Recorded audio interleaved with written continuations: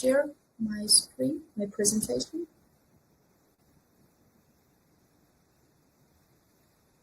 Okay.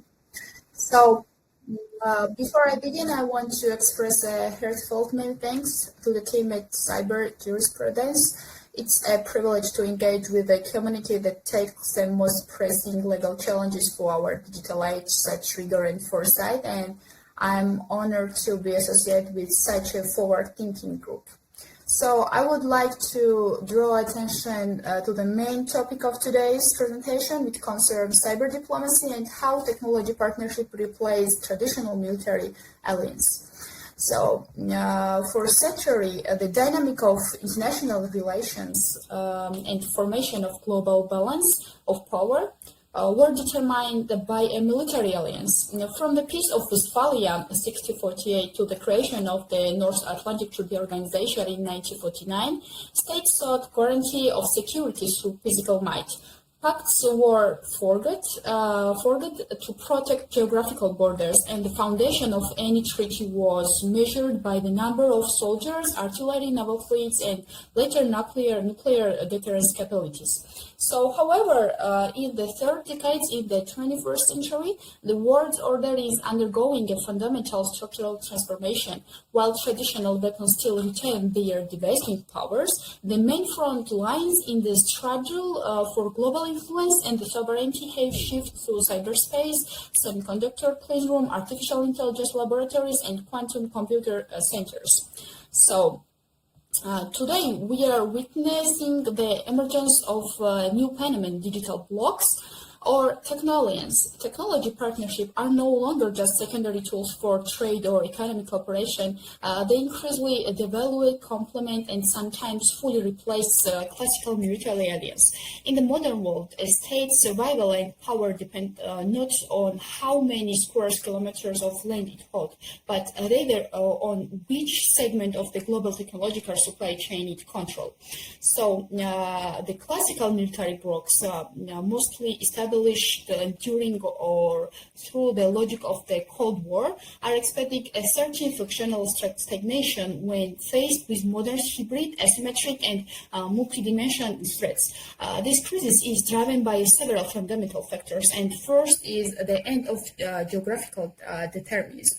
So classical alliances are always ensured to a specific geographical area. For instance, Article 5 of the NATO Treaty defines that the principles of collective defense within their North Atlantic space. However, modern warfare knows no border. A cyber attack aimed at paralyzing a country's power grid or a banking sector does not need to cross a physical border, right? And it can be launched from a server located thousands of kilometers away. So the principle of territorial defense is powerless against threat born within the digital fog. The second is bureaucratic inertia versus technological speed. In military alliance, the decision-making process is highly formalized and consensus-based. Reaching political consensus can take weeks or even months. In the technological reality, however, where zero-day exploits can destroy system in seconds, and AI algorithmic makes decision in microseconds, traditional bureaucratic apparatus become chronological anarchy. So the third is the dematerialization of warfare. In modern conflicts are increasingly becoming non-contact. Victory is often achieved not by the physical destruction of the enemy's manpower, but by dominating their information space, blocking financial system, and cutting off the supply of critical technologies. When war is instrumentalized through codes, algorithms, and sections, mobiling the traditional armies lose its purpose unless it is backed by a corresponding digital infrastructure.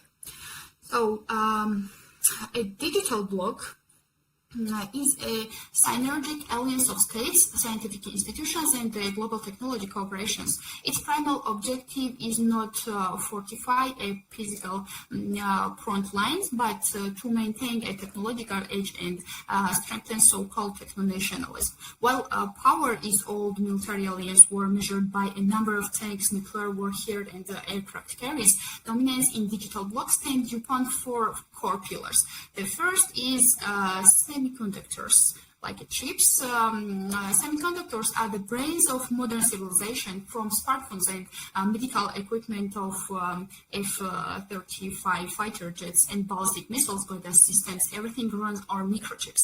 The supply chain for chips manufacturing is so complex and concentrated that it has become the ultimate instrument for geopolitical blackmail and national defense. Also, there is artificial intelligence and supercomputers. So AI is no longer just science fiction, right? And it has become the core of military and civil intelligence. The block that poses more powerful algorithms to process massive data sets like big data automatically wins the information war. AI can predict adversary manners in real time, manage drone swarms, and optimize military logistics or so. So, to understand how digital partnerships are replacing all models, one must examine the alliances that are actively operating and forming today. First is the Chip 4 Alliance, the Silicon Shield against military battalions. This coalition comprising the United States, Taiwan, South Korea, and Japan represent the new architectures of geopolitics. In this context, the phenomenon of Taiwan is particularly intriguing. So, Taiwan lack a often official military defense treaty with most Western nations. However, Taiwan is protected by what is known as the Silicon Shield, and Taiwan Semiconductor Manufacturing Company produce over 90% of the world's most advancing microchips. A military assault by China on Taiwan and that damage these fabrication facilities would instantly trigger a global economic collapse, halting both American and Chinese industries, and consequently a technological monopoly serves as a more potent deterrent here than stationed troops. So the second is friend shoring and geography of supply chains. During the golden era of globalization, like in 1990s or in 2010s, economic logic was straightforward. Production should be moved wherever labor and resources were cheapest. This is how China became the factory of the world. And however, political reality has put an to this approach. Today, the new priority of friendshoring, the relocation of critical manufacturing lines executively to countries that share the same political and ideological values. So the Western digital blocks is attempting to create a closed loop system. Chip design occurs in the United States, lithography machines came from the Netherlands, specialization chemicals came from the Japan, and high-tech manufacturing take place in Taiwan. So this network is more resilient than any formal military effects, right? Because the collapse of a single link in this chain means instant failure for all participants. So another unique feature of technological partnership is the leading role-playing by non-state actors. Private technology giants such as Microsoft, Google, SpaceX, Apple, and like this. So, in classical military alliance, private defense companies were merely constructors fulfilling state orders. In digital blocks, however, big tech companies are sovereign policymakers themselves. So, this example, the first example about this is the war in Ukraine. So, in the opening hours of the Russian invasion, Ukraine's military and civil communication infrastructure was almost entirely neutralized by cyber and kinetic strikes. So Elon Musk, who is deployment of Starlink terminals, allows the Ukrainian military to maintain command and control, coordinate drones, and receiving real-time intelligence.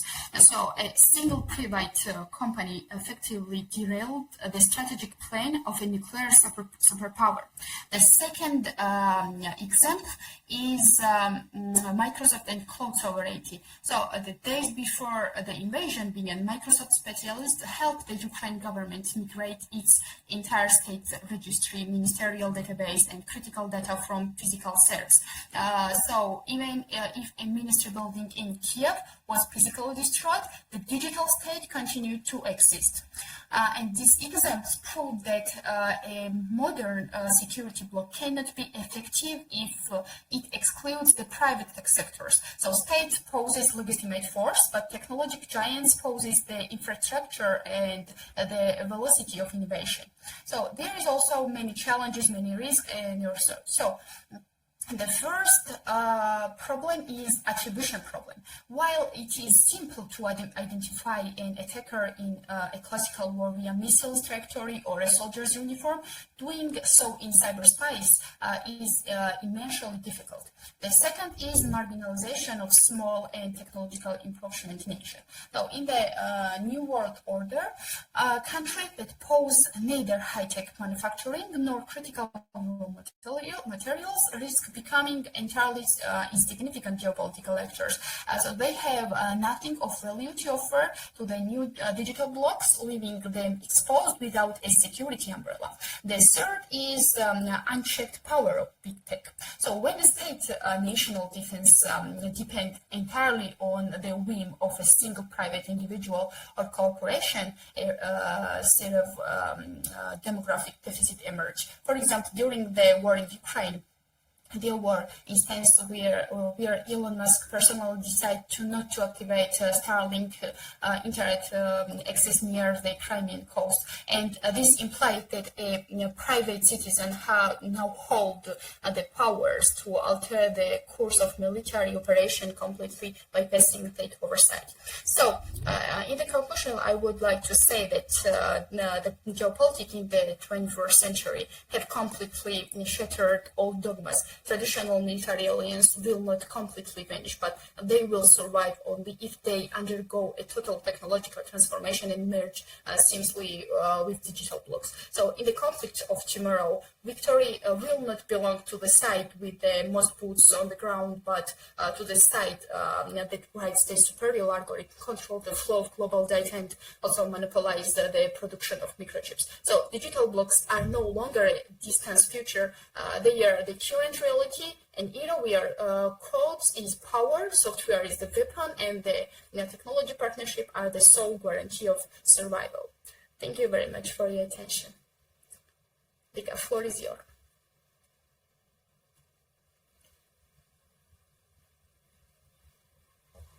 Hello everyone. I will share the screen first, and I will.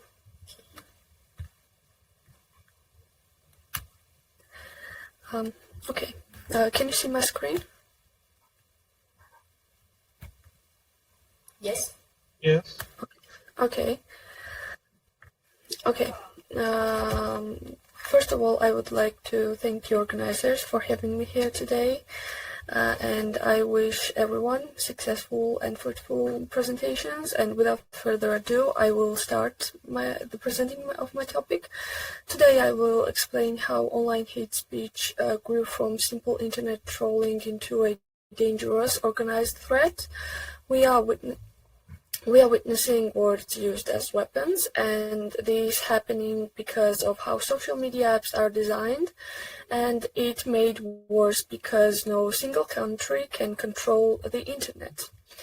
To truly understand this crisis, we need to look at four things. First, what online hate speech actually means. Second is how social media algorithms make it spread. Third, how it hurts real people and disrupts digital diplomacy. Fourth, the concrete legal tools like GDPR and the Artificial Intelligence Act that we use to fight back. Before we can fix a problem, we must understand it. In academic research, hate speech is not just saying something mean or offensive. It is communication that attacks, dehumanizes, or encourages violence against people because of who they are. Their face, religion, nationality, gender, or sexual orientation. A famous legal thinker named Jeremy Waldron wrote that hate speech causes two big problems. First, it destroys a person's dignity. Second, it destroys what he calls civic assurance.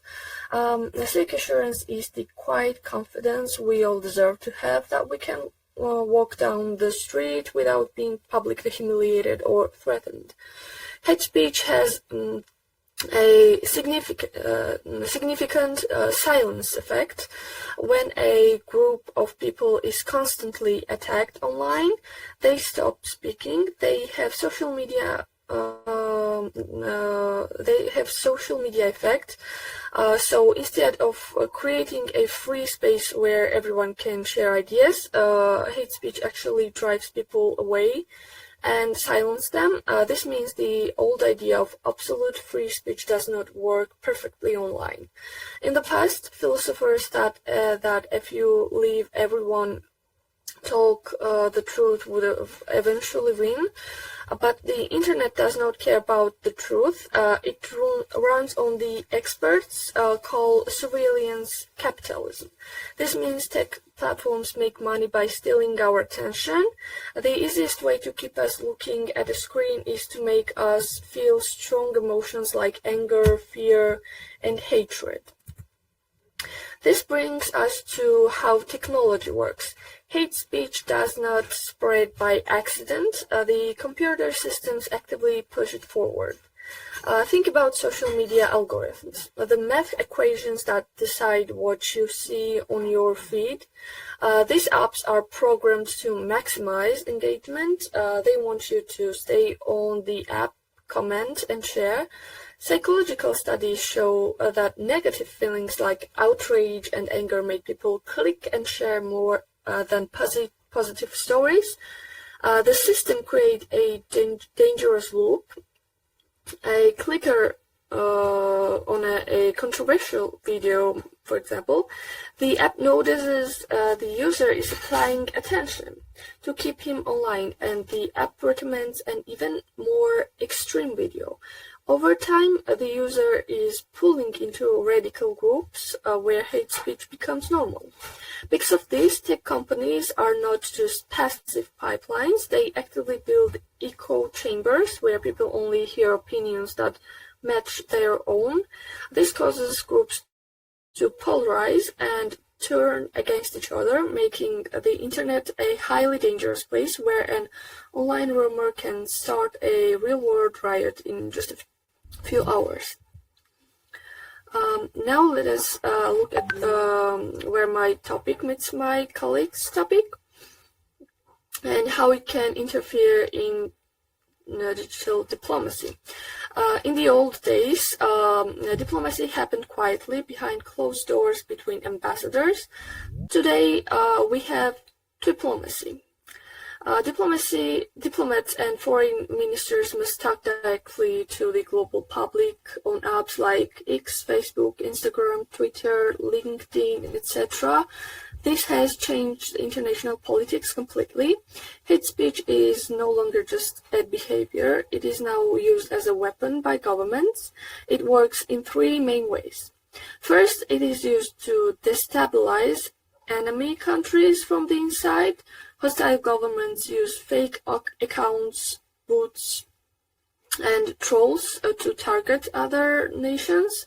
They look for existing arguments in that country, like racial or political divisions, and use hate speech to make those arguments much worse. The goal is to create chaos, destroy public trust, and weaken the enemy nation from within. Second, hate speech is used to bully and silence diplomats. When an embassy or a diplomat posts about human rights or peace, they are often attacked by thousands of organized trolls. This harassment is often filled with sexist, racist, or xenophobic insults. It aims to scare diplomats, making them too afraid to post honest messages. As a result, digital diplomacy becomes weak and silent. Third, hate speech is used to create international crises. During a disagreement between two countries, governments can use online hate speech to make their neighbors look like monsters. By turning a political disagreement into a hateful, emotional fight, citizens become furious. This makes it very hard for leaders to negotiate a peaceful compromise because the angry citizens will view any compromise as a weakness or a betrayal. Now let us look at real examples where digital hate speech caused physical harm and international crisis. First case is the Rohingya crisis in Myanmar. The clearest and the most tragic example happened in Myanmar in 2018. United Nations investigators stated that Facebook played a major role in the genocide against the Rohingya ethnic minority. Radical groups used Facebook to spread terrifying lies, calling the Rohingya invaders and animals because the tech platforms did not have enough staff who spoke the local language. These hateful posters spread unchecked, and this online hate led directly to real-world mass violence and ethnic cleansing. It proved once and for all that digital words can cause physical death. Another growing problem is the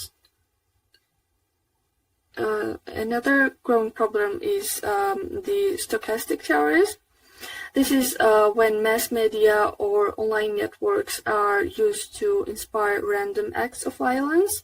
The violence is predicted overall, but you cannot guess exactly who will commit the crime. We saw this in the online histories of the attacks in the Christchurch mosque shootings in New Zealand and mass shootings in America. These attackers were not part of the old-fashioned underground groups. Instead, they were radicalized in unmonitored chat rooms and forums. In these spaces, users use memes, dark jokes, and racist ideas to make hatred feel normal and fun. This gamification of hate turns real violence into an internet spectacle designed to go viral.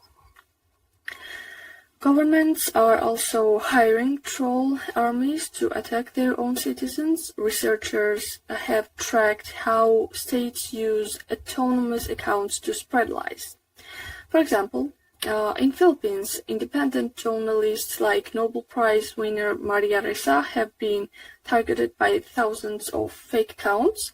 These accounts use vicious misogyny and death threats to ruin their reputation and stop them from reporting the truth.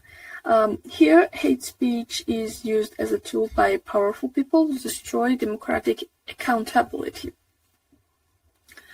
To protect digital diplomacy and global peace, we must use real existing legal frameworks. Two of the most powerful tools we have today are European laws that impact the entire world, the GDPR and the AI Act. Many people view these laws simply as technical rules, but they are actually powerful shields against online hate. Let us look first at the GDPR. Hate speech relies entirely on profiling. To effectively spread hate or target a diplomat, a hostile government, or automated bot system needs data. They need to know your political views, your religion, and what makes you angry. Under the GDPR, this kind of personal data is heavily protected. By strictly enforcing the GDPR, we can starve the hate machines for its fuel. If social media apps are legally blocked from using your sensitive personal data to build a profile about you, their algorithms can no longer target you with specific rage-inducing hate speech. GDPR gives citizens the right to object to this thinking, cutting off the data pipeline that foreign trolls are used to manipulate us. Second, we can use the AI Act. Today, hate speech is no longer just written by humans. It is scaled by the artificial intelligence. Hostile states use generative AI to create thousands of toxic posts, fake images, and fake videos in seconds. The AI Act is designed to precisely regulate these technologies based on risk. Under this law, AI systems that score or manipulate human behavior in harmful ways are banned entirely. Furthermore, the AI Act categorizes recommendation algorithms used by massive platforms as high risk. This means tech companies are legally forced to prove that their AI models are transparent and safe. If their AI models are found to be actively amplifying hate speech or radicalizing users, the companies face massive global fines. The Act also requires watermarking for AI-generated content. This means if a foreign nation uses AI to create a hateful deepfake of a diplomat to spark a geopolitical crisis, the law requires a clear label showing it is fake, neutralizing the lie before it spreads. Using these laws globally is still a major challenge because the world is split into different models of regulation. While Europe uses the GDPR and AI Act to protect human dignity, the American model focuses on total free speech under the First Amendment, and authoritarian models use censorship to control their people. This creates a jurisdictional mess. A hate message can be written by a troll farm in any country, for example, from Russia, targeted at minorities in any country using an app owned by an American company. However, because the GDPR and AI Act apply to any company now doing business in Europe, they have a Brussels effect. This means American tech giants change their global system to comply with European laws. Therefore, digital diplomacy can use these new regulations as a blueprint to establish global standards, forcing tech companies to clean up cyberspace for everyone. To wrap these things up, what we have looked at today proves one vital thing. Online hate speech isn't just a minor technical glitch, and it is not just a few isolated arguments between internet trolls. It is a systematic, structural threat that is baked right into the foundation of how our digital public squares are built. As we discussed, when you combine engagement-driven algorithms, corporate data exploitation, and deliberate foreign disinformation campaigns, you turn the internet into a frontline battlefield. And right now, the battlefield is actively undermining the peace and stability that global diplomacy tries to so hard to protect. If the internet community wants to build a secured cooperative digital world order, we simply cannot do it on an information ecosystem that splits society apart just to make a corporate profit. So where do we go from here? The path forward means moving past the old, outdated debates of absolute free speech versus total government censorship. We don't need to police every individual word. We need to hold the digital architecture itself accountable. By aggressively using real legal weapons like norms, GDPR, and AI Act, we finally have a concrete way to choke off data exploitation, to rein in these toxic autonomous systems. Ultimately, digital diplomacy can only survive if we preserve the internet as a safe, rational space for democratic debate. We have to stop just playing defense and reacting to the damage after it's already done. It is time to set up and build a global model of governance, ensuring that the digital architecture of tomorrow protects international stability and, above all, human dignity. And for today, I'm done, and thank you for your attention.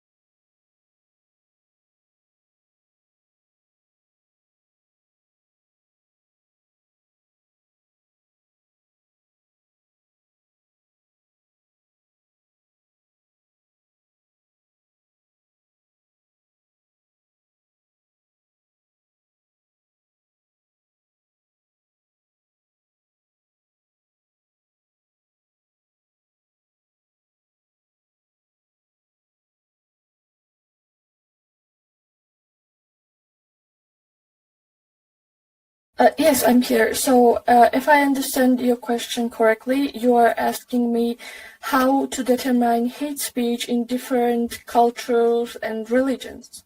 Yes. Okay.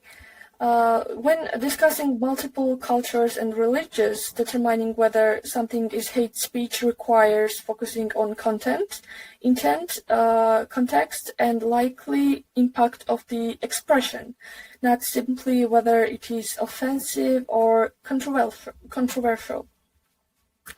A concise academic definition could be like hate speech is like any form of expression that attacks, degrades, dehumanizes, or incites discrimination, hostility, or violence against an individual or group based on protected characters such as religion, ethnicity, race, nationality, culture, gender, sexual orientation, or both aspects of identity.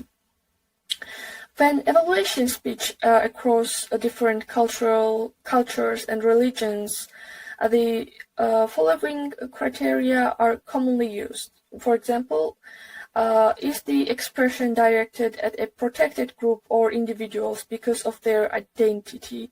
Does it contain insults, dehumanization, stereotypes, or calls for exclusion or violence? What are the historical, social, political, and cultural circumstances? The same words may have different meanings in different contexts. Was the purpose to criticize ideas, express an opinion, or to promote hatred against people? And maybe could the expression reasonably lead to discrimination, hostility, or violence? And is the speech likely to influence a large audience, especially through social media or public platform? In pluralistic societies, it is important to distinguish criticism on beliefs or institutions from hatred directed at people. So it is really hard to have one standard of hate speech for everyone. That's why we need it to be created for if we combine like other cultures and sorry, can you hear my voice? Okay. So what I was saying that in international human rights law does not prohibit all offensive speech. Under United Nations human rights standards, restrictions generally focus on expression that advocates hatred and constitutes incitement to discrimination, hostility, or violence. At the same time, freedom of expression protects the right to debate, criticize, and even strongly challenge religion, culture, and ideologies, provided the expression does not cross into unlawful incitement. If it attacks people based on their identity and promotes or encourages discrimination, hostility, or violence, it is much more likely to constitute hate speech. And this framework is especially useful in multicultural and multi-religious societies because it protects both freedom of expression and the dignity and equality of individuals and communities.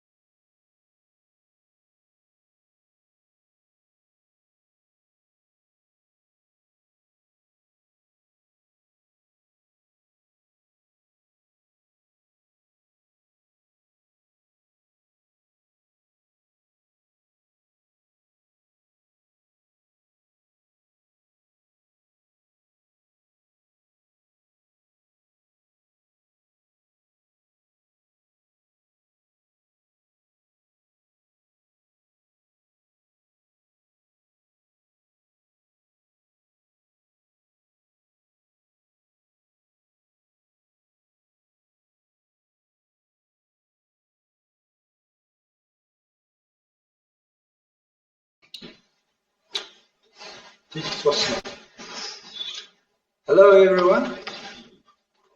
Can you hear and see me? So, should I start? Yeah. Thank you very much. So, dear colleagues, first of all, let me extend my congratulations on the first anniversary of the Cyber Jurisprudence International Initiative. Just 1 year ago, CyJurII began as the initiative of only a handful of people. Today, it's truly encouraging to see it grow into an international network that brings together judges, lawyers, academics, and researchers from many countries. We often think of digitalization as a technological issue. In reality, however, digital transformation is about changing the way people think, the way they work, the level of trust between institutions, and the legal environment itself. In this sense, digitalization, digital transformation, and the use of emerging technologies such as artificial intelligence represent not only a challenge for the legal profession, but also a major transformation facing humanity as a whole. Such change does not happen easily in any country. People are always cautious about new things. Lawyers are no exception. Perhaps this is part of the nature of our profession. Lawyers value stability, predictability, and legal certainty. For this reason, misunderstanding, skepticism, and caution inevitably emerge during the early stages of digital transformation. Some focus on the risks, some do not yet see the necessity, and some are simply not ready to embrace change. Yet, for any transformation to move forward, there must be people who can see a little forward in their time, recognize new opportunities, and help guide others along the way. I believe that the CyJurII community is precisely such a group of people. Although experts from many countries are gathered here, we share one common characteristic. We are not merely observers of technological change. Rather, we are people seeking to understand its impact on law and justice, preparing for future challenges, and exploring possible solutions. Perhaps this is CyJurII's greatest value. Digital transformation can never be the ambition of a single individual or a single institution, nor can it succeed that way. It is a transformation built upon shared understanding, mutual trust, and collective effort.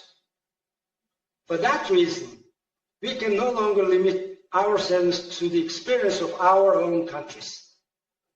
We learn from one another, share our experiences, discuss our successes and failures, and through that process arrive at better solutions. In this sense, CyJurII is not merely a research platform. It is a space for collaboration that connects people who share common goals and common values. In Mongolia, we have been implementing judicial digital transformation step by step over recent years. Today, initiatives such as electronic filing, the use of electronic evidence, the development of digital court archives, and the introduction of certain AI-based solutions have already entered the stage of practical implementation. Behind these developments lie many challenges and many new questions. As judicial digital transformation continues to advance, not only in Mongolia, but across the world, the need to seek answers to these questions is becoming increasingly important. That is precisely why I believe initiatives such as CyJurII are so important. Here, we are not simply discussing new technologies. We are discussing how justice can be preserved, how law can evolve, and what the future of courts should look like in an era shaped by new technologies. Perhaps it is this belief that led me to support and collaborate with the CyJurII initiative from its earliest days. As part of judicial digital transformation efforts, I frequently have opportunities to meet and exchange views with international experts, judges, and researchers. On each occasion, I try to introduce the vision and objectives of CyJurII. I see CyJurII as an international intellectual community that contributes to shaping a new way of thinking at the intersection of law, technology, and justice. I'm confident that in the years ahead, CyJurII will continue to grow as a platform for research, dialogue, and collaboration. Technology will change, law will continue to evolve, but the value of justice will remain constant. Once again, I extend my congratulations on the first anniversary of CyJurII and wish you every success in your future endeavors. Thank you so much.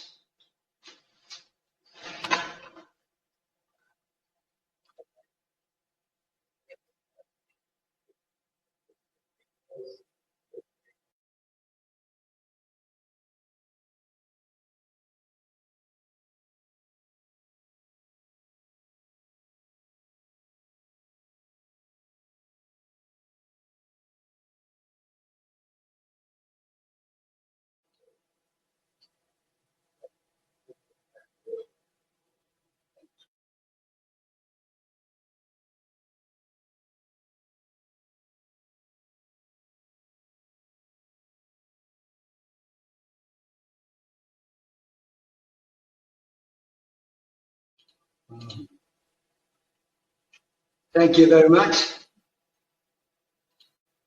Thank you.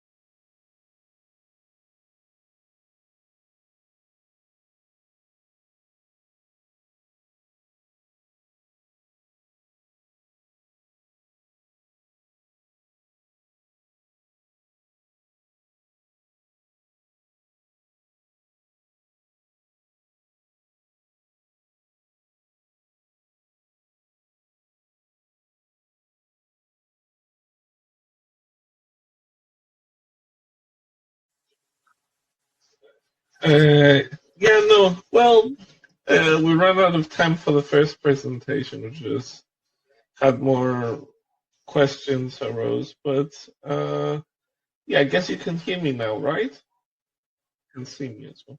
Yeah, yeah. I'm here.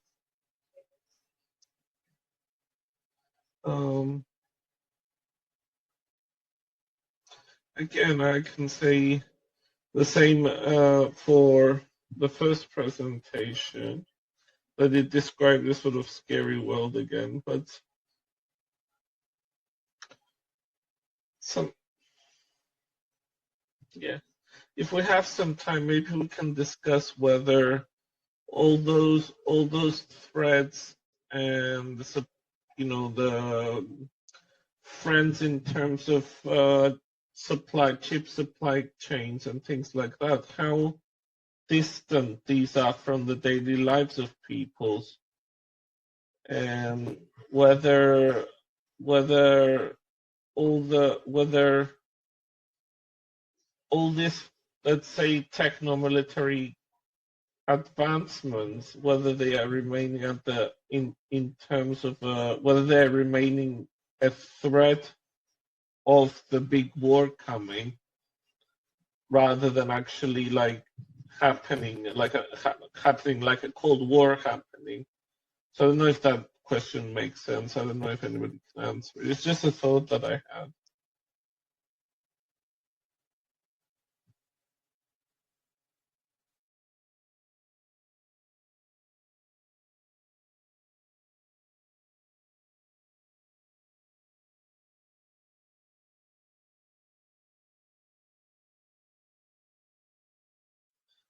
Yeah, it was mostly to Mariam's question. Yeah, presentation. Sorry, yeah.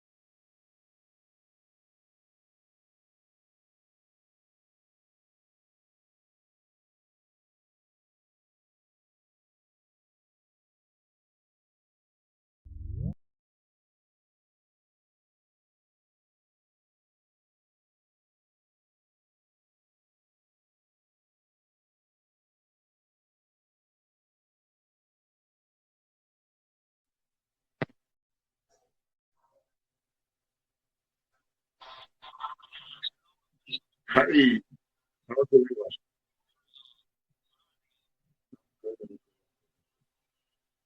We had a little bit of a connection problem, but I think it's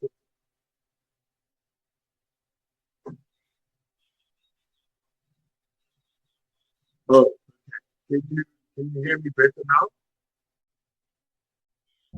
Oh, okay. Sorry. Thank you for having me on this Sunday afternoon. I'm calling from Victoria, capital city of South Africa. From my office, I am happy and pleased to be affiliated with CyJurII and its first birthday, and I'm happy to speak for you on my contribution on the section on cybersecurity, data protection, and AI. Now, before I start with my contribution, I think it would just be appropriate to congratulate our brother Yassine for making this effort, for bringing us all together here, and for us having had this first year. Congratulations.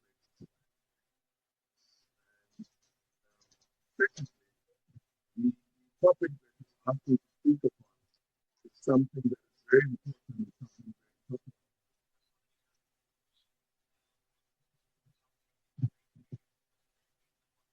Is it?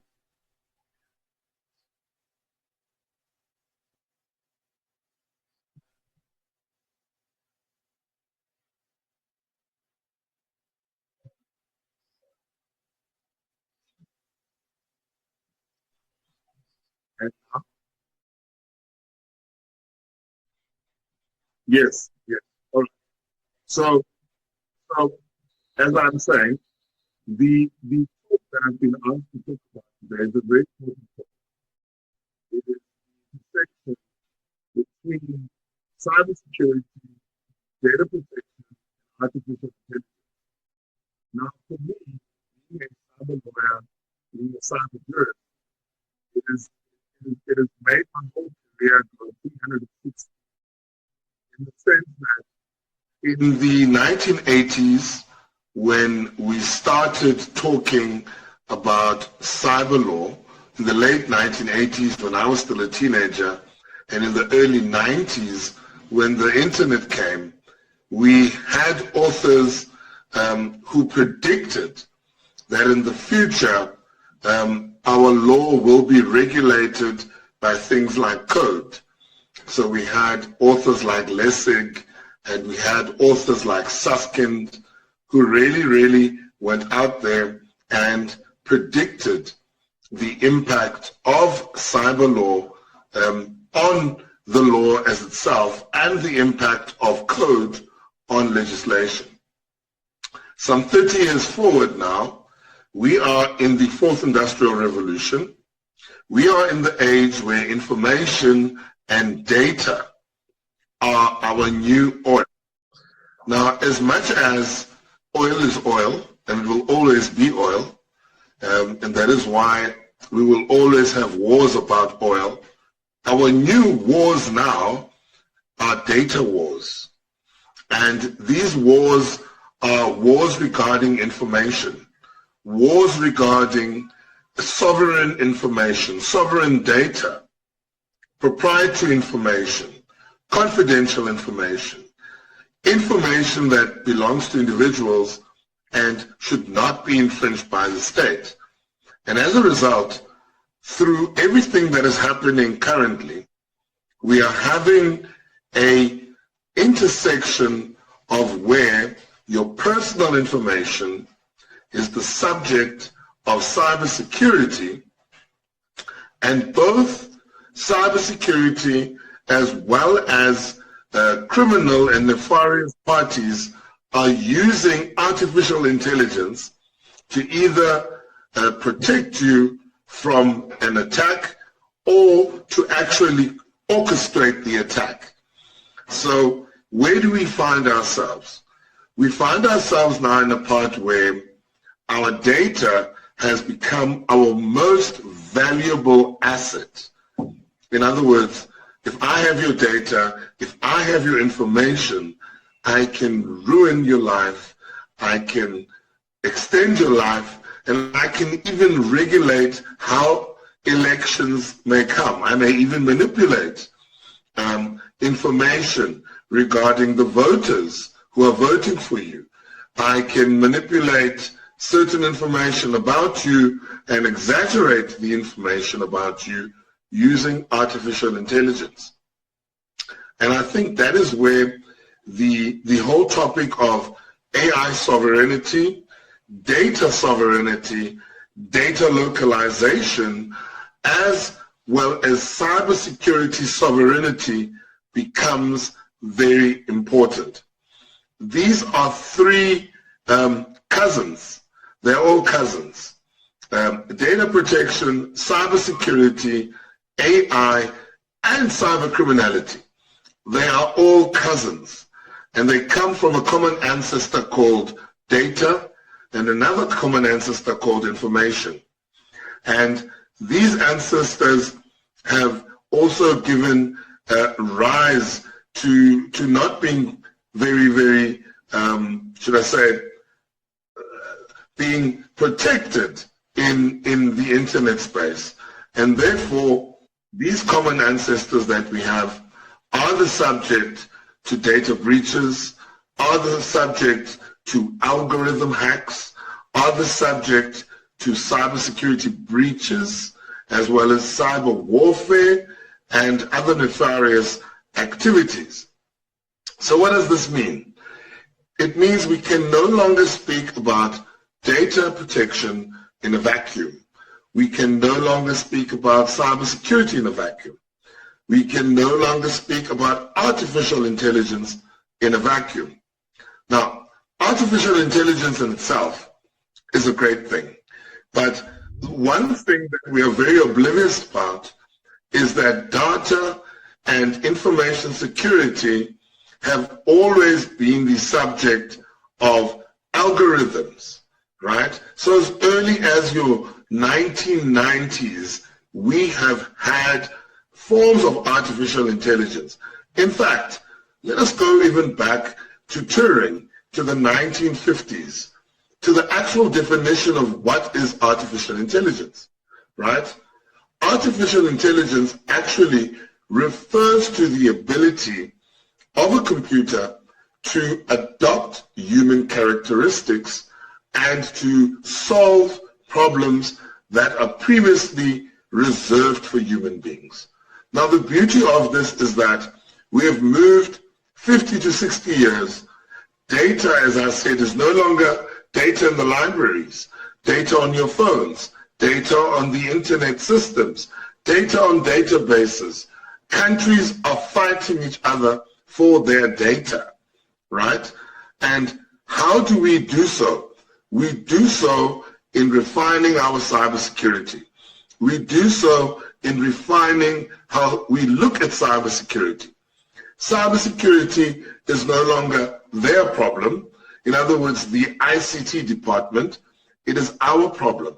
Cybersecurity concerns us, it concerns our families, it concerns our children, it concerns how we work in our offices, in the courtrooms, it concerns the entire, should I say, information ecosystem, as we would call it, currently in the technological information age. Therefore, things like artificial intelligence, we need to be slow, we need to be cautious in over-adapting artificial intelligence tools that we don't know where they come from, how they've been derived, how they've been programmed, and how they've been deployed, and whether they've been tested effectively. Now, artificial intelligence, and I'm sure other speakers have spoken about this, has really shown its ugly head in our court proceedings. We have lawyers that are using artificial intelligence and no longer their human intelligence to solve lawyers' problems. In other words, clients are coming to us, they're giving us their good money, and we're throwing their problems into artificial intelligence. Wait a minute. We're not just throwing their problems into artificial intelligence, but we're not giving them value for money. And we also don't know what is happening to the data that we have just fed into the artificial intelligence. So not only have we breached confidentiality with our client, but we are also giving inferior legal services. Now, artificial intelligence, the idea behind it was never to replace human beings, but it was there to assist us. Now, with data being, as I said, such a commodity, cybersecurity now is a reality. I remember the days I would get annoyed about two-factor authentication. I would say, but why am I getting two passwords? Why? I would get very annoyed about two-factor authentication. I would get very annoyed about an OTP. I would get very annoyed about various forms of password verification, and because that is where we are right now, right? In a law firm, when you have your client's files, you need to be worried about how you are protecting the confidentiality and the integrity of your client's information.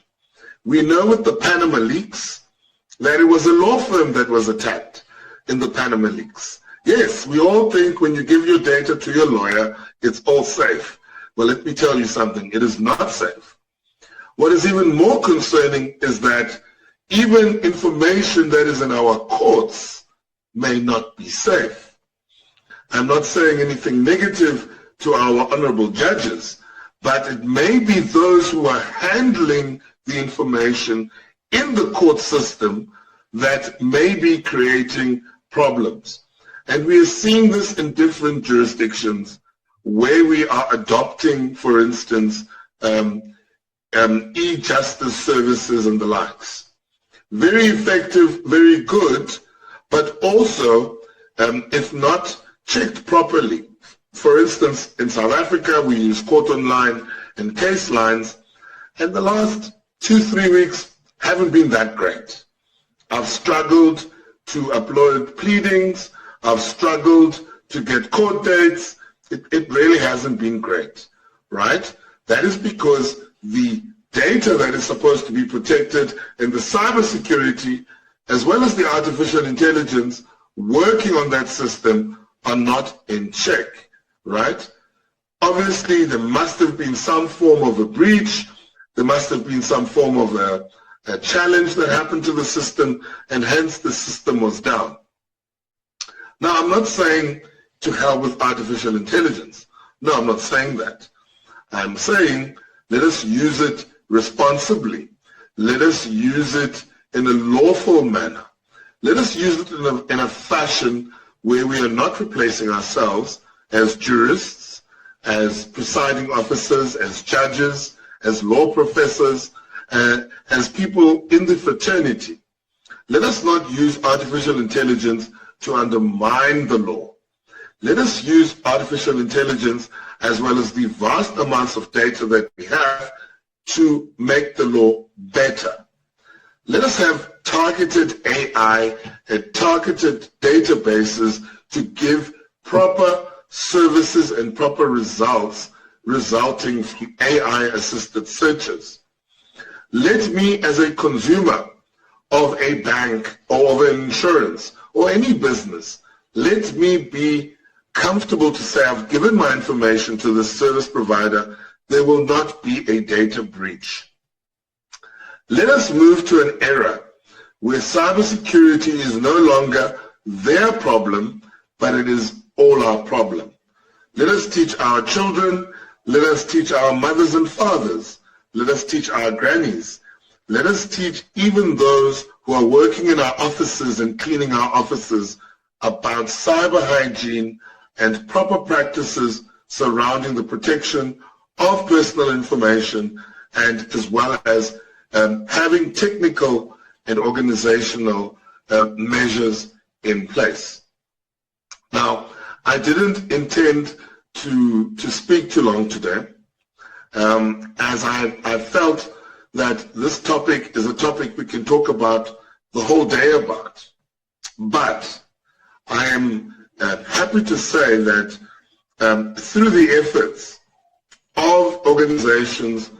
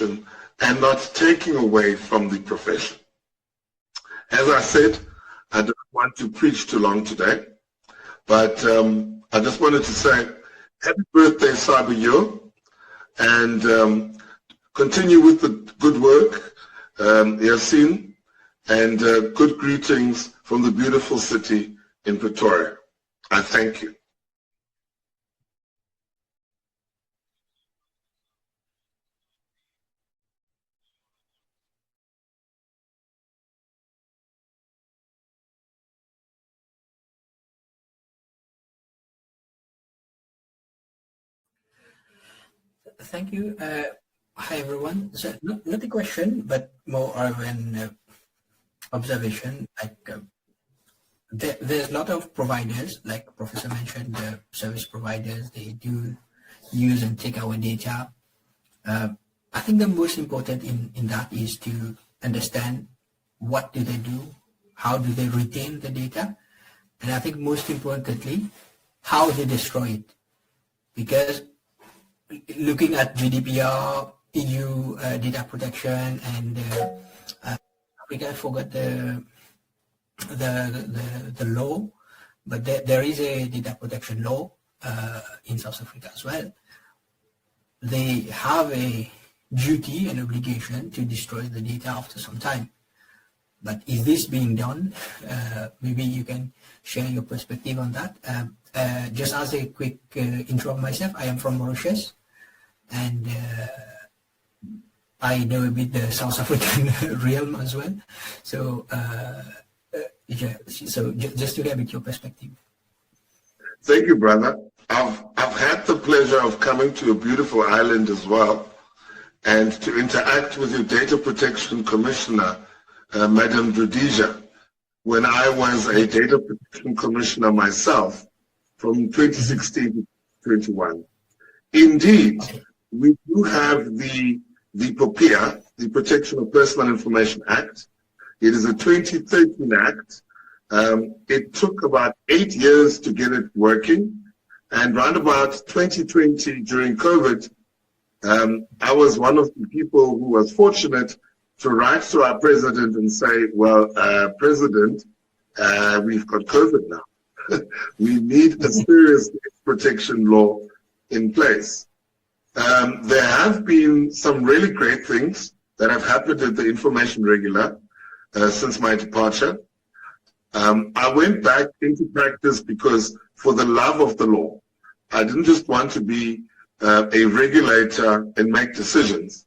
The regulator now has really taken on government. It has taken on the Department of Education. It has taken on its own custodian department, the Department of Justice, in the protection of personal information. Recently, the court case with the Department of Education and the results of the matric results. So it's interesting times in South Africa. Government also being forced in South Africa. Our regulator has a dual mandate, by the way. So it's not just protection of personal information, but also access to information. So some groundbreaking decisions being made by our regulator in South Africa currently against government departments involving corruption and also journalism, really using the mechanism of access to information to expose a lot of illicit dealings and corruption in our government. So are we moving in the right direction? I think we are. Have we moved beyond the Malabo Convention? I think we have. Are we on par with the GDPR? Most probably not. because when our law was created, the GDPR wasn't there yet. But as you know, we are dealing with international principles, international best practices. So I do think Africa as a whole has done a real good job in bringing data protection in their countries like Mauritius being leaders in data protection. I always say this when I go and speak. People say, that little island, I say, yeah, they've been leading the whole of Africa, right? So, yes, I do think data protection is going in the right direction. But recently, as I said, we've had a couple of mess-ups now with our AI policy in South Africa that was supposedly written by AI itself. So there are some teething problems, but I don't think South Africa and Africa as a whole is lagging behind. I hope that answers the intervention, because it wasn't so much of a question. No, thank you, and I appreciate you know a bit about the data protection laws and measures that we have in Mauritius. Though recently, my take on it is that our law dates 2017, and it's quite old. Because with these new technologies, AI, there are things that the government is trying to improve it, with the AI. And recently I was speaking to a journalist. I think a data protection law in every jurisdiction should be revised maybe monthly, let's say yearly, to not burden. Yeah. Looking how fast the technology is growing, next month you see some, like we have AI, you have deepfake, you have so many things coming. So it's a law that should be updated more regularly than the others. And maybe one of the things that why Mauritius is quite being a pioneer as well in data protection, because we are also an offshore center. So that also has something to do with it, because we have a lot of investors. We use Mauritius as their preferred jurisdiction to do their investment. I know that because I'm also a barrister here and I practice in those domains as well. And that's why I advocate that for Mauritius, and also to the South African community and all the African community. How we do that, how we adopt, and how we benchmark and become a pioneer ourselves in giving our nation a secure way and a trust in whoever is holding any of our data. Thank you. And I think Harris has something. Yes, I think that has been up for a while. Yeah, no, that's my hand. Yeah, that's me. Hi. Thank you very much for your presentation. It was really interesting. I just had that thought, though, that, until, for the last, let's say, I think 300 years, there was this change that people started, it was institutionalized, I think, through that people would give their labor and they would get currency in return, they would get money in return, and then that became the reality. And then again, in the last 300 years, 400 years, there was a modern state, there was a sort of state architecture that was built upon that change, or more or less, like I don't want to insist on this. The other thought that I do want to insist now is that it seems to me that increasingly, without the citizens being asked information or their discussions, their ideas or our ideas, or what we say, what we ask of our friends, all of this has become the new currency. And also it affects the model of, as we had seen in previous presentations, like what wars are being fought, or whether of what state is, because now we have this new form of currency, which is our conversations, essentially, our ideas without us being asked about them. it's being dealt by, or it started being held by, and the traditional states are playing catch up to private corporations who started this model. So I'm thinking about, what would this mean? And there are parallels. I was thinking, initially, in this parallel between knowledge or between our ideas and the other sort of money, the gold money. Yes, they do have a stamp. It's just that it's a private stamp now. They can be stolen. Yes, money could be stolen. This can be stolen. This information can be stolen as well. It can be put into data banks. Yes, it can be put into banks. It's just a transfer because it has to do with private owners, and law as a public thing or as a state thing is trying, as well as traditional states are playing catch up to this because they're not ready. They didn't know, they didn't know what hit them in a way. It was a technological advancement that didn't come from the state. So this, I hope it makes sense, like a comment on this idea that data and our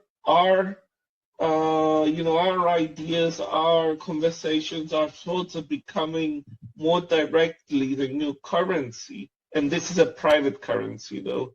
And how can we, or if we can, what do we do from here? Do we get it back to the state? Can we shut up and be the overlords of our information? Because to me, it seems rather callous for somebody to make money out of my discussion with you, for example, because we don't know now that Jitsi is not making any money, or the service we're on, even though it's open source. But if it was Zoom, I would say yes, it is probably making money. So I would like your thoughts on this. Funny enough, earlier on I was sitting with one of my cousins, and I was telling them about my cyber law journey and about how information at some stage was weaponized in Africa during the Arab Spring. Yes, I actually thought about that, Tahrir Square and all of that, and how information was used to cause a whole revolution. In other words, information is no longer just money, but information actually controls people, it controls us, it controls government. So the lessons that Lessig taught us some 30 years ago about Coder's Law, Code 2.0, these are now realities, right? So as I said, it's ironic. I was sitting here, I was telling my cousin about, my early days as a cyber lawyer in Africa and how I traveled to Cairo and how Obama came to visit. A lot of things interacted at the time. And we as Africans were not aware at that time how data is actually being used to weaponize wars, how data is being used to abuse the security of countries. I mean, if now I were to ask you, where is the data center of this conversation we are having, right? It most probably is in one of the countries of our hosts, but maybe it has been rerouted through America or somewhere in Dublin. Do we still have data sovereignty? Do we still have what the Germans call Informationsselbstbestimmung? Do we still have the control over our data and our information? I know it's a conversation that you and I are probably going to take offline, but I think we hit it on the nail. Yassine, I see we are working.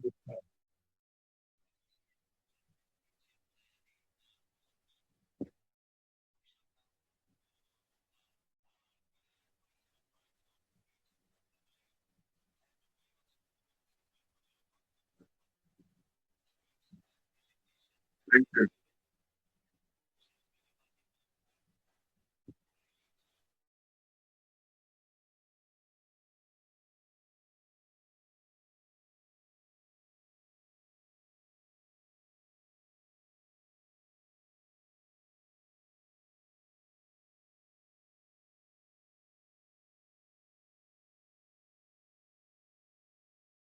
Well, good morning, good afternoon. Yes.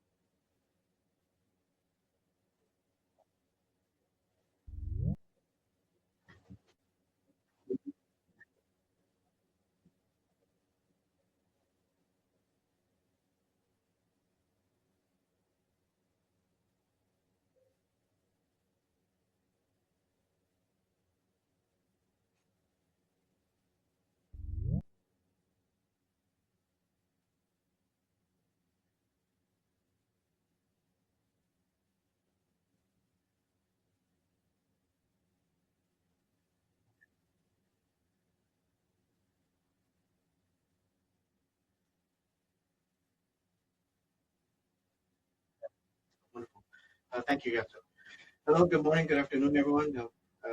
This is a great momentous occasion. I would like to take this opportunity to extend my sincere congratulations to CyJurII on its first anniversary. The need for a global collaborative community dedicated to jurisprudence, such as CyJurII, continues to grow in importance with each passing year. The evolving challenges and opportunities presented by emerging technologies are evident to us all, increasingly in both scope and their impact. In this environment, organizations like CyJurII play a pivotal role by bringing together diverse perspectives from around the world to examine and discuss legal issues of profound significance that transcend national borders. Such international collaboration and dialogue are essential to fostering a deepened understanding of the legal frameworks needed to address the complex realities of our interconnected world. My presentation is more from the vantage point of a security leader implementing capabilities to protect organizations, people from financial, reputational, data privacy, and even the possibility of physical harm from a technology event. About half the presentation is from this perspective, and the remainder half is where I start delving into a little bit more of the geopolitical and data privacy and international law areas. So I'll go ahead and start sharing my presentation.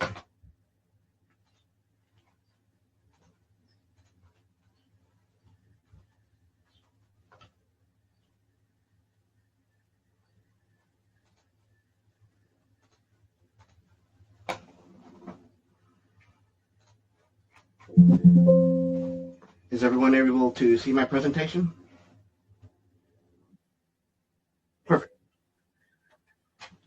So as part of the introduction, again, Richard Rodriguez. I am a senior cybersecurity executive with a broad range of expertise spanning well over a decade. I performed a variety of roles throughout my career, everything from overseeing incident response capabilities, which is basically the individual who monitors and detects cyber attacks coming into the organization and then respond, and we try to contain it, to an individual managing multiple capabilities within the organization to continue to protect that organization, more from a global perspective. And by that, I mean I would be the individual that would be managing the various security architecture capabilities, the GRC capabilities, so forth and so forth. To that end, I've earned 5 degrees, an executive MBA, Masters of Laws in cybercrime, cybersecurity, and international law from the University of Peace. And I've also earned well over 70 certifications spanning just about every area of cybersecurity that one could essentially envision. So I like to start where cybersecurity, essentially where it all began. Not many think that cybersecurity actually began in 1834. However, that's one of the first recorded instances of a cyber attack. It's interesting in that it's concerning the Blank brothers bribe a French telegraph operator to smuggle stock market data inside official messages undetected for roughly around 2 years. So it was an interesting event that I myself wasn't aware of it until I conducted some research, but it's a fascinating occasion. Fast forward to 1903, it was the first recorded hack, essentially the wireless communication demonstration. This was by Navel, my apologies, cannot pronounce the name, but Macron intercepted a secure wireless demo in London. So this individual was essentially somewhat similar to Nikola Tesla, that they were practicing wireless signals. And during one of the demonstrations, it was hacked, unfortunately. And as you can see, we have the 1962, 1970, and 1971 events. I don't want to spend too much time on this. It's very much more for, I guess you could say, for to provide this historical perspective of the state of the growing state of cybersecurity and some of the changes that have been going for over 100 years. Now, in 1986, as I mentioned in the previous slide, was the first cyber attack. In 2010 was the first cyber attack where attack was deemed to be somewhat of a cause more of a threat. This was a Stuxnet attack that happened in Iran, and this was more of a nation-state operation that conducted detrimental harm to a nuclear facility, potentially. And we see in 2018 that there was a privacy, the first data privacy of a global standard was established, and this was EU GDPR. However, even prior to that, we do know that the German state Hesse was considered to be the first data privacy, and that would be highlighted later on in the slide. Now, from 1971 to 2017, we see that there were a number of trends when it comes to cyber attacks, and we see the revelation of digital code being used for manipulated purposes, the introduction of a worm, of various viruses, from phishing attacks to botnets, and ultimately to Stuxnet that created a detrimental impact of a physical nature.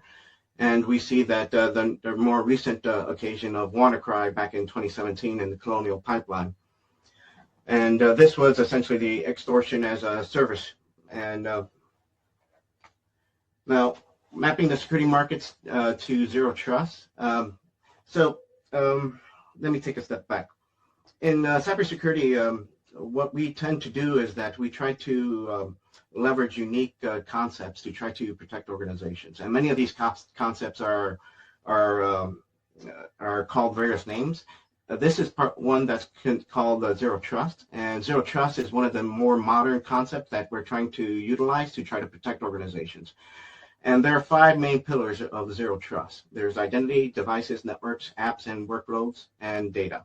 Underneath each category, you'll see names. These are essentially the vendor names of what we use to try to fill one of those gaps. There are multitude of different vendors out there, well over hundreds, that could provide unique capabilities. And by that, these capabilities could very well be endpoint protection or antivirus capabilities. And there could very well be multiple different vendors that could be attributed to that. So the main premise of some of these forthcoming slides, speaking a little bit more into the technology nature of cybersecurity, is more to highlight some of the challenges that are currently ongoing in this day and age in trying to protect organizations, protect countries, et cetera, and to protect people. In other words, there are so many different components or layers that I would say that needs to be established in order to try to protect what's really important. And often than not, it's the data. The data is essentially what's attributed to the individual, and that data could very well be from a privacy or financial perspective. And the data could very well correspond to some sort of an activity that's required to conduct physical, that has some correlation between physical support, I guess you could say. So by that, I mean in the event of healthcare, for instance. In healthcare, there's roughly around, it's estimated that within the hospital room, there's approximately 15 network-connected devices. Each one of those devices could directly or indirectly connect to the internet. And if so, there is always that potentiality that device could be manipulated too. And manipulation by, I guess you could say, it could cause detrimental harm. Now, this is a defense in depth model.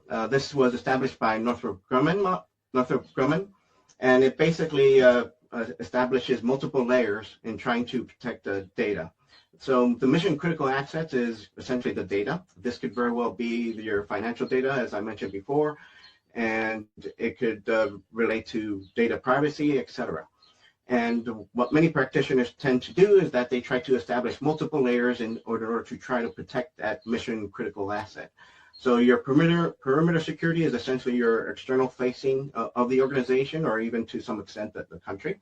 And there could very well be multiple devices that is established in that particular layer. And often than not, these devices can be categorized as firewalls. These are protective systems. And there are other devices that are also in play that deal with the routing of communication traffic. Now, this is one model, and the one that I showed previously is another model that's being relied on. This one is a little bit more, I guess you could say, more modern. Well, I wouldn't necessarily say modern, but this is one that that many organizations are striving towards, I would say. Now, this is more of a better visual representation of what Zero Trust is. Zero Trust framework is, and this was established by Microsoft. And as you can see, there's multiple identities, endpoints, and this might not be the, I guess you say, this is here more from a visualization perspective. I just wanted to show everyone some of the things and some of the concepts that security leaders are relying on. Now, this is a little bit a better visual representation of what a defense in depth model looks like. And as you can see, there's perimeter network, etc.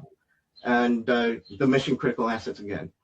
Now, the outside threat, that is visually portrayed as a particular hacker, for instance. And as you can see, the hacker is trying to defeat all the various layers so they could get into the mission critical assets. And with each one of those layers, there are unique capabilities that security leaders are trying to establish. You try to prohibit them, deter them, and try to more effectively detect their activities prior to them getting to the mission critical assets.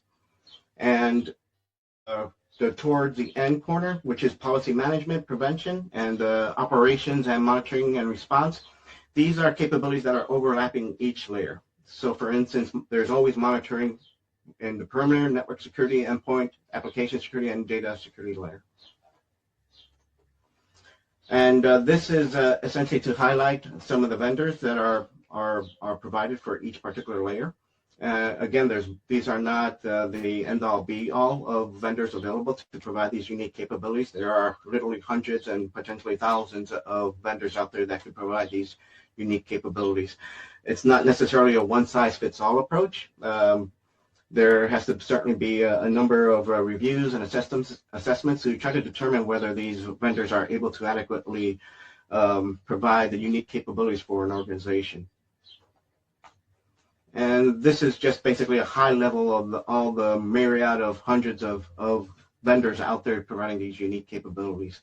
Again, this is just simply a sample set of all the various options that many security leaders need to take under consideration. And this is basically a subsection of one of those layers, just again highlighting all the multiple different vendors and that provide, like for instance, your antivirus. So for instance, every organization has to conduct an assessment trying to figure out which antivirus solution is ideal for a particular organization and whether it's well suited to meet their needs. And this is essentially a cybersecurity governance model. So for instance, when it comes to information security, there's a number of aspects that needs to be taken into consideration. There's your technical aspect, and there's usually their non-technical aspect. The non-technical aspect essentially encompasses the organization's security strategy, your executive goals, the various cybersecurity programs, whether there are governance, risk, and compliance models in place, and the various inter collaboration between all these functional groups. So for instance, from a legal perspective, the legal counsel and legal teams are one of our critical stakeholders. These are the individuals that we tend to interact extensively with on all matters from contractual negotiations to data privacy, etc. And these are the myriad of cybersecurity frameworks. These are not the end-all, be-all. There are literally hundreds. Some are supported by states as well. So, for instance, one of the frameworks that are not necessarily here is, I believe, the UK cybersecurity framework. It's a unique standard that occurred, I believe, this past few years. But in these particular frameworks, they span many different unique capabilities. So, for instance, PCI DSS is not necessarily a legal requirement. It's more of a standard, but this is essentially a framework that's that's supported by your Visa, MasterCard, and Discover Card.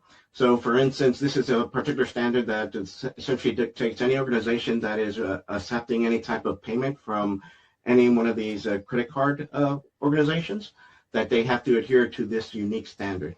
The ramifications of not adhering to that unique standard is that they would be prohibited from using Visa, MasterCard, etc., as a payment mechanism. So even though it's not a legal requirement, it's a standard that does have some strong ramifications to it. There's also various other standards. So there's also ISA 62443. This is more for critical infrastructure. It's a unique framework that is meant to try to protect unique equipment, everything from your PLC devices to your SCADA environment. And these are essentially within are typically found in, for instance, your petroleum industry organizations. Frameworks are essentially what we use as somewhat of a baseline in trying to establish a security capabilities within an organization.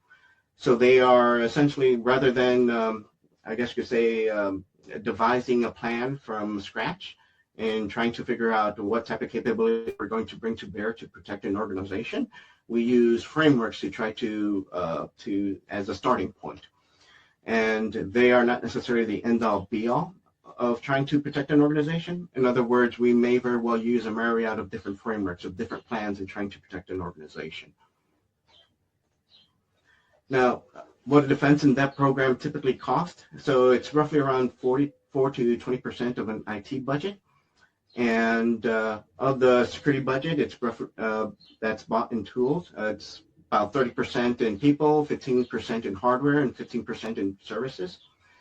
And it could very well be 300, 600 per user. And roughly around projected global security spend in 2026 is approximately $240 billion. So for an organization size of 1,000 employees or less, it could be 0.3 to $1 million in security tools, approximately. And for the full program in one organization is 1.5 to $4 million. And as you can see, that the cost increase in scale and in number of employees. And now, the people that are required to try to maintain and staff these unique security capabilities, to try to devise these plans, to make sure that it's implemented throughout the organization, to monitor and detect malicious activity, et cetera, et cetera. We're looking at, for roughly around 1,000 employees, the typical size tends to be around 5 to 12 security practitioners within the organization. And when I say security practitioners, this could very well be your technical individuals, or it could very well be your non-technical individuals. And these would be essentially your risk analysts, your IT security auditors, et cetera, et cetera. And as you can see, going up to 100,000 employees, your typical IT security teams are roughly around 200 to 500 employees.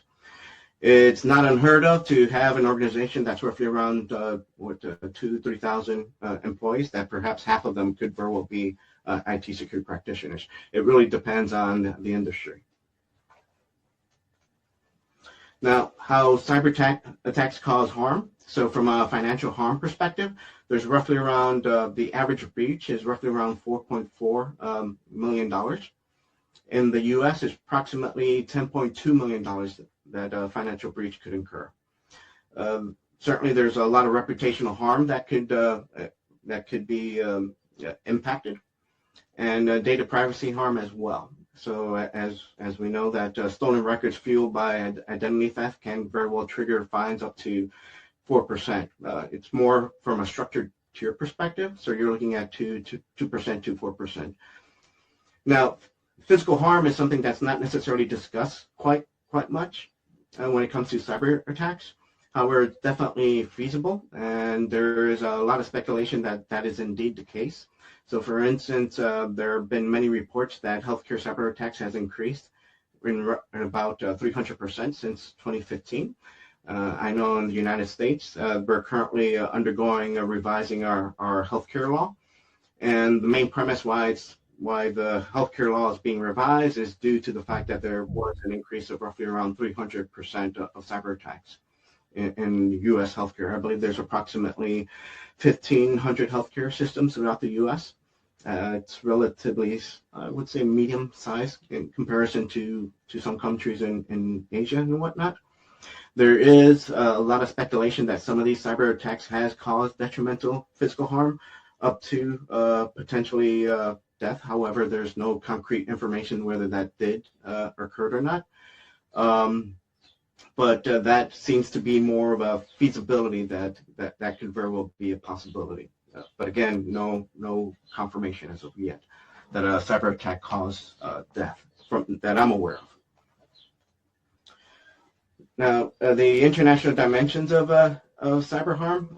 So we do know that the NotPetya that spread from Ukraine caused an estimated $10 billion in damages worldwide.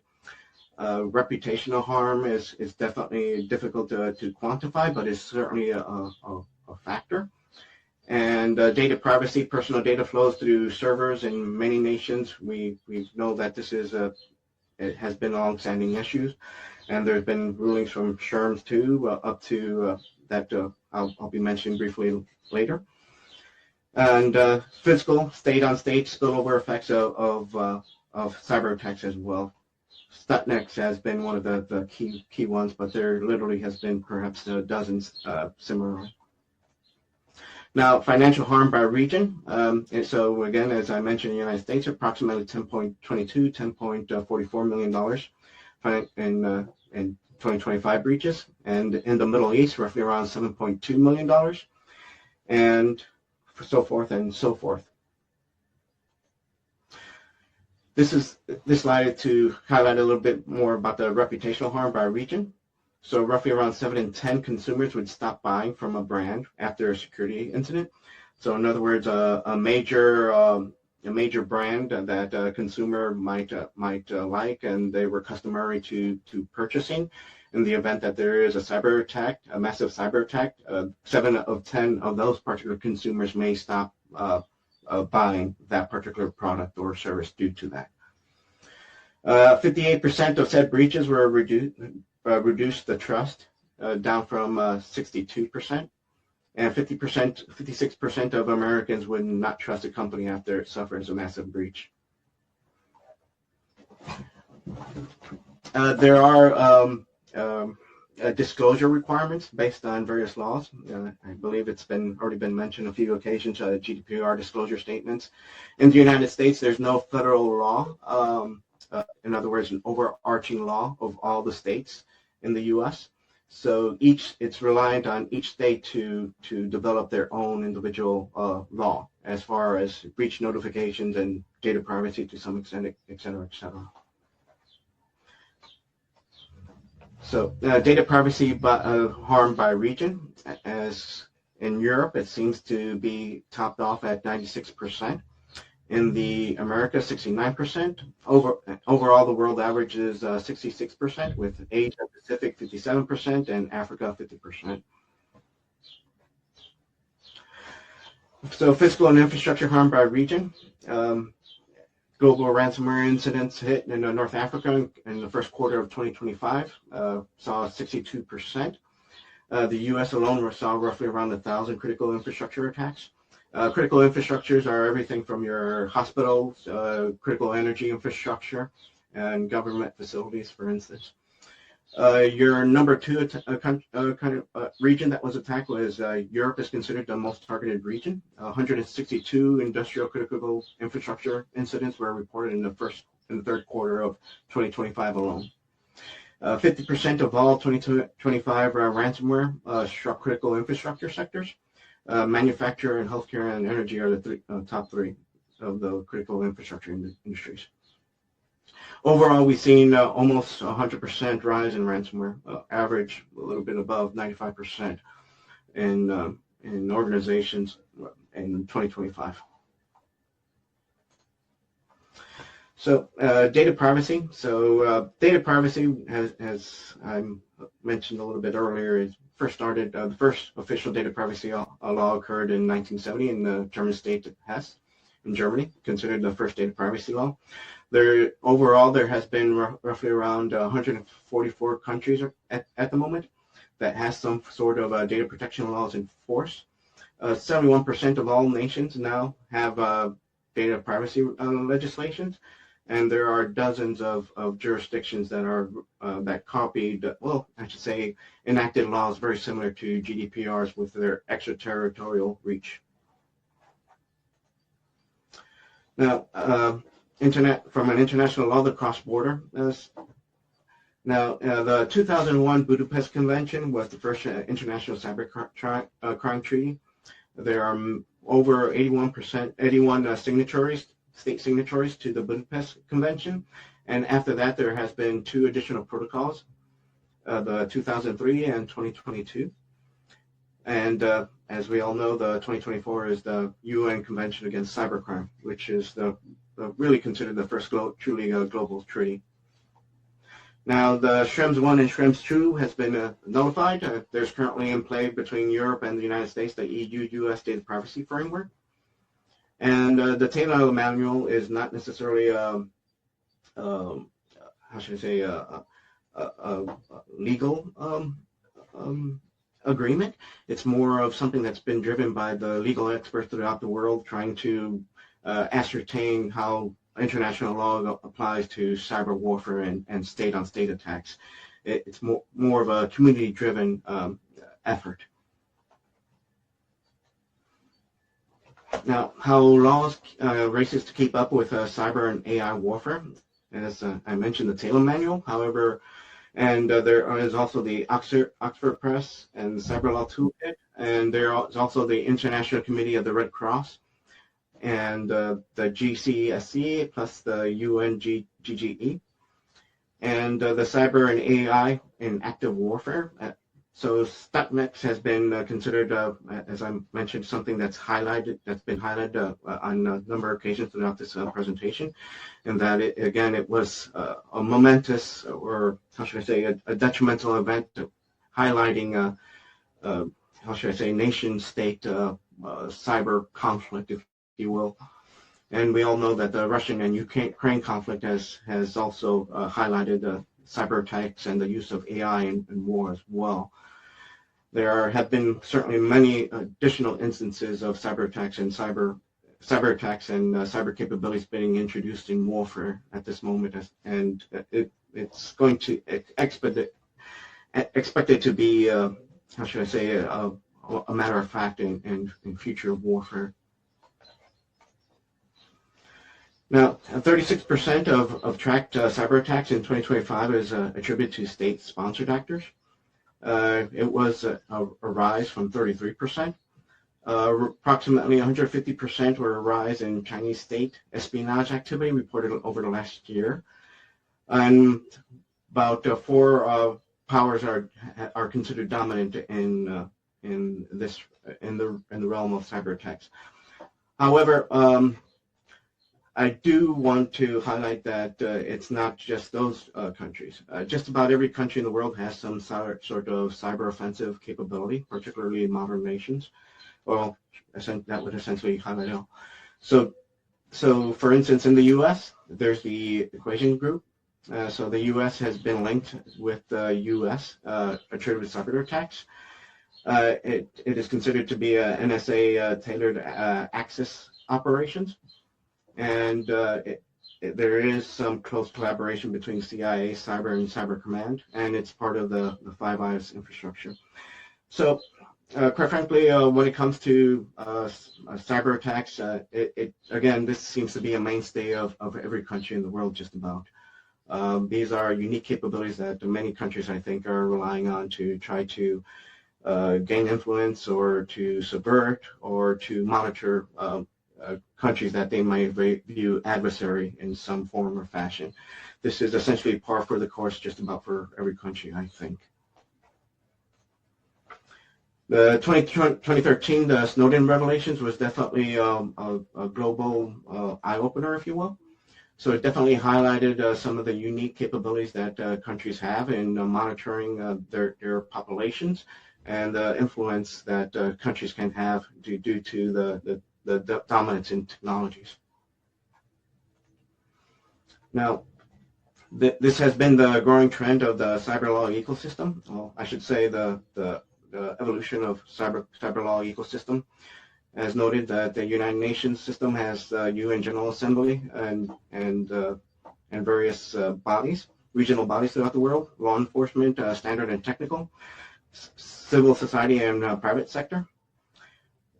So I think this is something that's been discussed on a number of occasions. So it's very difficult to have one global law or a rule book that all organizations, all countries are abiding to, and largely due to sovereignty and geopolitics, no shared definitions, and technology is constantly outpacing the development of law, and the balancing of security versus human rights, and the attribution and enforcement capabilities as well. Various regulatory fragmentations throughout the world. So there is the need for the global conversation, the need of why it's necessary, and the benefit of it all. So we do know that there are borderless threats, territorial law, no enforcement without partners, legal vacuums, and escalation of risks. So without shared grid lines on when a cyber attack is an armed attack, miscalculation can certainly spiral out of control. The benefit of what convening achieves, in other words, collaboration in this field, in jurisprudence, and trying to establish dialogue, trying to understand the needs for a peaceful coexistence, is having shared norms and predictability, operational cooperation, rights and vulnerable are being protected, stability, inclusion, and legitimacy. Now, cybersecurity, data privacy, and international law have grown up together. They've been essentially very integral with one another. Cybersecurity, everything from insider fraud to cyber attacks to cyber weapons. We're seeing data privacy from back in 1970, where the first data privacy law was enacted, to now where we have over 140 countries, which it represents roughly around 70% of all countries in the world that have some sort of data privacy legislation in place.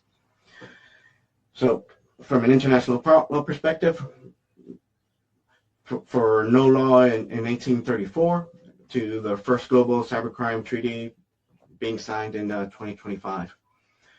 So what the timeline teaches us is that law is always trailing behind, and that the threads feed each other. In other words, it's very much an integral relationship and integral support capability, I guess you'd say.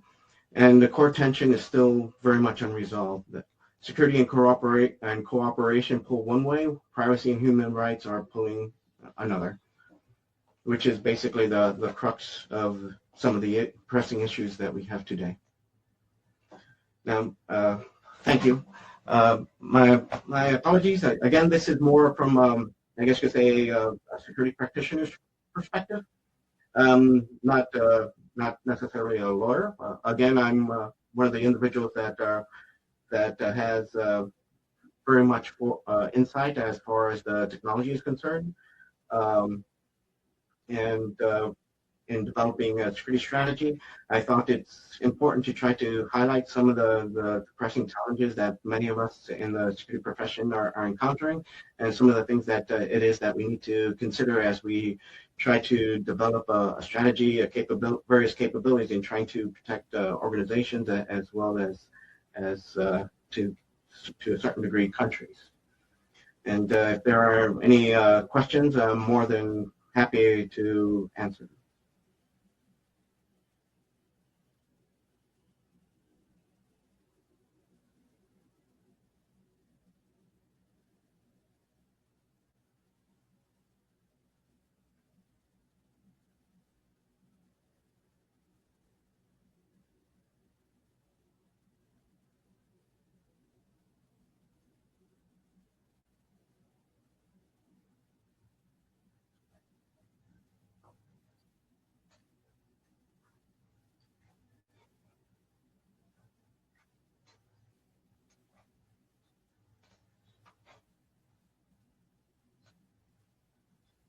Presentation.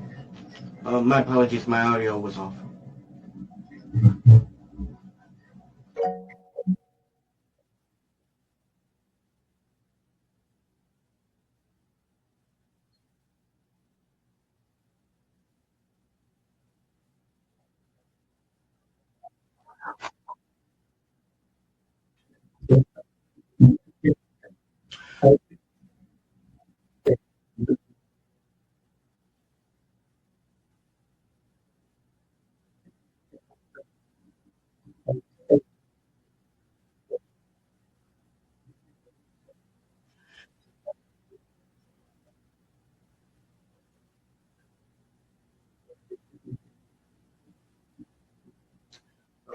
Thank you for having me.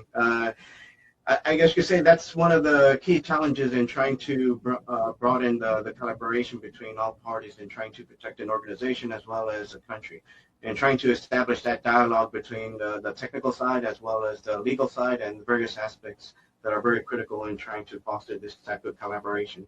Effective collaboration is very important because we do get the perspectives from all sides, and that perspective is definitely vital in us trying to devise something that's critical in establishing meaningful protections.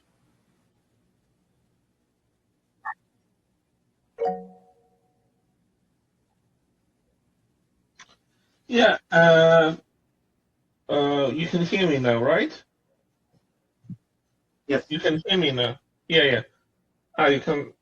Okay, yeah. So, thank you very much, Richard. It was really interesting. I'll put my email there. If you don't mind, I would like the slides. I don't know if we're going to share them anyway or something. But I'm wondering whether what you have described, and I mean, the whole idea of cybersecurity relies on the idea that there's something worth being hidden, that there's something that has to be protected, right? I'm wondering whether there can be a change in this paradigm, maybe not all of it, but most of it, and whether there are architectures where you can build upon that. And I'm thinking mostly on the open source like Linux and things like that, whether they suffer from attacks as well, or whether rather it is a different way of thinking, saying, look man, I'm just sharing, I'm out in the open.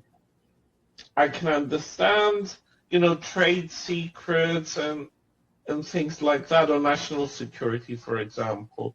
But I'm wondering whether these, both national security and trade secrets, are also, let's say, features of a broader system, which we can discuss, like, I don't know, capitalism, which dictates that there's opposition and that there's a race to be won, and whether these can change. And I'd like your ideas on these, and I am putting my email here. If you wouldn't mind, I would like there's a lot of data that I find useful in your conversation. Thanks for your presentations. Thank you. Hope I was able to do it justice. So I guess you could say in this day and age, technology is integral in our day-to-day lives in just about every aspect that one can conceive of. And when it comes to the data, it could very well mean multiple different things. It ultimately means whether that there's information that's important to the individual or the collective of individual. What that data could represent could be a myriad of different things. Everything from patents to your your critical plans to your goals, your objectives from a nation state perspective, etc. Or the information could very well be something as from a critical healthcare perspective, hospital for instance, that information could very well be what's the blood type of the patient. Any of that can be manipulated in any form of fashion could cause detrimental harm. And that detrimental harm could be caused for a variety of various reasons. It could be caused because it's the interest of the state, or it could be caused because it's the interests of the individual for some reason or another, or it could be caused just for the sake of it being caused. So for instance, I typically tend to, I guess you could say, repeat over and over again is in that in information security, the main premise of the profession is that we're trying to protect people from financial, reputational, physical harm due to a technology event. That technology event could very well be hacking, or it could very well be some sort of, I guess you could say, an accident that caused some sort of outage. And this is something that we're trying to prevent. So it's almost as if there's an entire ecosystem life cycle now that's revolving around, I guess you say, the human and its technology. And that technology is being conveyed whether by wires or it could very well be wireless. It could very well be by satellites. In this day and age now, we're looking at IoT devices. So in many different homes, you're looking at, especially in where I live, many homes could very well have dozens of wireless devices within that home. We could even have a refrigerator that is wireless. Can that refrigerator be manipulated to cause some sort of harm? Yes, well, I guess you say that could be debated. But I hope I was able to answer that question, perhaps. But I can certainly talk pretty much all day. I just want to make sure that what I convey is relevant. And sometimes, again, it's a little bit challenging because being in a community full of legal practitioners, it could very well be a challenge trying to bridge that gap between technology to the technology practitioners to the legal community, if you will. And that is something that's really missing, and I think it's vital to have.